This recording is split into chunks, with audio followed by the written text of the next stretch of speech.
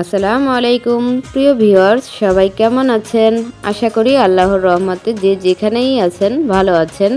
আজ আমি ছোট মুরগির মাংস রান্না করে দেখাবো। অনেকের শরীরে রক্ত কম থাকে বা বাসায় যদি কোনো অসুস্থ রোগী থাকে তাদেরকে ডাক্তারে ছোট মুরগির মাংস বা ছোট কবুতরের মাংস খাওয়ার পরামর্শ দেয়। তাদের জন্য মূলত আজ আমাদের এই রেসিপি। সহজভাবে কম উপকরণে রান্না করে দেখিয়েছি, আশা করি ভালো লাগবে। প্রথমে আমি মুরগিটা দেখিয়ে দিই। দেখুন, 3টা মুরগি নিয়ে নিয়েছি, আধা কেজি সাইজের, গিলা কলিজা সহ নিয়েছি। এখন কেটে নিব। ফিরে আসছি কেটে নেওয়ার পর। দেখুন, এভাবে মাংসগুলো কেটে নিয়েছি। আপনারা আপনাদের পছন্দ মতো পিস করে কেটে নিতে পারেন। চলে যাব মূল রেসিপিতে। প্রথমে আলু ভেজে নিব। চুলায় একটা প্যান গরম করে নিয়েছি। এখন পরিমাণ মতো সয়াবিন তেল অ্যাড করে দিব আলু ভাজার জন্য। তেলটা যখন গরম হয়ে আসবে তখন 1 চা চামচ লবণ দিয়ে দিলাম। লবণ দিলে আলুটা নিচের দিকে লেগে যাওয়ার চান্স থাকে না। এখন দিয়ে দিব 2টা মিডিয়াম সাইজের আলু, এরকম পিস করে কেটে নিয়েছি। নেড়ে মিশিয়ে নিব। হলুদটা এখন দিব না। 1 থেকে 1.5 মিনিট সময় নিয়ে আলুগুলাকে ভেজে নিব। যখন হালকা এরকম কালার আসতে শুরু করবে এ পর্যায়ে সামান্য একটু হলুদের গুঁড়া দিয়ে দিব। যেহেতু গুঁড়া মশলা পুড়ে যাওয়ার চান্স থাকে, এ কারণে মাঝের দিকে দিলে আর পুড়ে যাবে না। এখন কাঙ্ক্ষিত কালার করে আলুগুলাকে ভেজে নিব। যে যেমন কালার পছন্দ করেন সেই অনুযায়ী ভেজে নিতে পারেন। আমি এরকম কালার করে ভেজে নিয়েছি। দেখুন, আপনাদেরকে কাছ থেকে দেখিয়ে দিচ্ছি। এখন চলে যাব মূল রেসিপিতে। চুলায় একটা প্যান গরম করে নিয়েছি। দিয়ে দিব 4 টেবিল চামচ সয়াবিন তেল। আপনারা চাইলে সরিষার তেলেও রান্নাটা করতে পারেন। এখন কিছু গোটা মশলা অ্যাড করব। এই জন্য নিয়ে নিয়েছি একটা তেজপাতা, 1 টুকরা দারুচিনি, 1 চা চামচ আস্ত জিরা, 2টা এলাচের মুখ ফাটিয়ে নিয়েছি। সব উপকরণগুলো দিয়ে 5 সেকেন্ড ভেজে নিব। এ পর্যায়ে অ্যাড করে দিব 4টা মিডিয়াম সাইজের পেঁয়াজ কুচি ও বড় একটা রসুন কুচি দিয়ে নেড়ে মিশিয়ে নিব। অপেক্ষা করব পেঁয়াজের কালারটা চেঞ্জ হয়ে আসা পর্যন্ত। পেঁয়াজের কালারটা যখন এরকম চেঞ্জ হয়ে আসবে এ পর্যায়ে কেটে রাখা মুরগির মাংসটা অ্যাড করে দিব। এখন দিয়ে দিব 3 চা চামচ লবণ। লবণটা আপনাদের স্বাদ অনুযায়ী দিবেন। পেঁয়াজ ও লবণের সঙ্গে মাংসটাকে 3 থেকে 4 মিনিট সময় নিয়ে ভেজে নিব। যেহেতু ছোট মুরগির মাংস, এভাবে ভেজে নিলে মাংস থেকে কাঁচা গন্ধটা চলে যাবে, সুন্দর একটা স্মেল আসবে। আপনারা চাইলে মাংসটা মশলা দিয়ে কষিয়েও রান্না করে নিতে পারেন। তবে যেহেতু ছোট মুরগির মাংস, এভাবে একটু ভেজে রান্না করলে টেস্টটা খুবই ভালো আসে।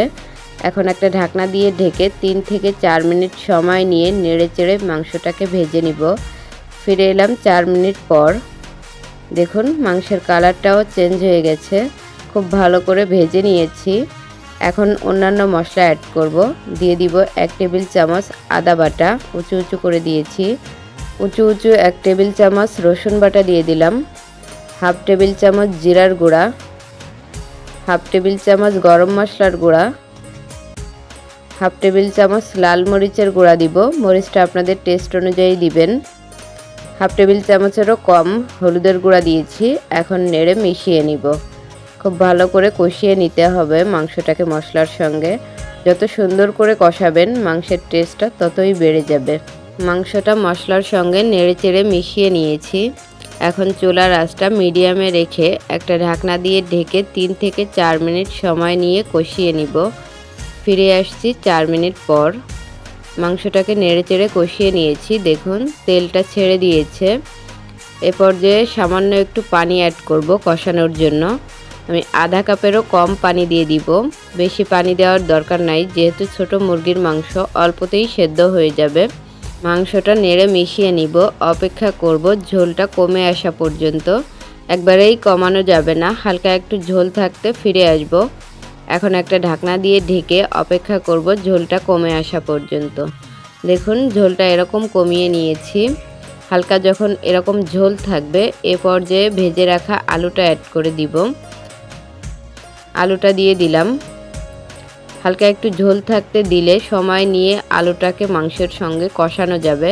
সেক্ষেত্রে আলুর টেস্টটাও ভালো আসবে, মশলাটা আলুর মধ্যে খুব ভালো করে পৌঁছে যাবে। নেড়ে মিশিয়ে নিয়েছি। এখন চুলার আঁচটা মিডিয়ামে রাখবো। রেখে একটা ঢাকনা দিয়ে ঢেকে 1-2 মিনিট সময় নিয়ে মাংসের সঙ্গে আলুটাকে খুব ভালো করে কষিয়ে নিব। ফিরে এলাম 2 মিনিট পর। দেখুন মাংসটাকে খুব ভালো করে কষিয়ে নিয়েছি, পানিটাও কমে গেছে। এখন ঢাকনা ছাড়াই 1-2 মিনিট সময় নিয়ে মাংসটাকে কষিয়ে নিব। জাস্ট 1-2 বার নেড়ে চেড়ে কষিয়ে নিলেই হয়ে যাবে। যত সুন্দর করে কষানো হবে মাংসের টেস্টটা ততই বেড়ে যাবে। মাংসটা কষানো হয়ে গেছে, এখন ঝোল পানি অ্যাড করব। আমি এরকম কাপের 2 কাপ পানি অ্যাড করব। এখানে গরম পানিও অ্যাড করতে পারেন, আমি ঠান্ডা পানি দিয়েছি। আর ঝোলটা আপনাদের পছন্দ অনুযায়ী দিবেন, যে যেমন ঝোল রাখবেন সেরকম। যেহেতু মাংসটাকে খুব ভালো করে কষিয়ে নিয়েছি, এজন্য পানির পরিমাণটা কমিয়ে দিয়েছি। এখন একটা ঢাকনা দিয়ে ঢেকে অপেক্ষা করব বলক আসা পর্যন্ত।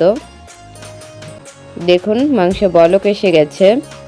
এখন যে যেমন ঝোল পছন্দ করেন সেই অনুযায়ী ঝোলটা কমিয়ে নিলেই ব্যাস মাংসটা রান্না করা হয়ে যাবে। ঢাকনা দিয়ে ঢেকে অপেক্ষা করব ঝোলটা কমে আসা পর্যন্ত।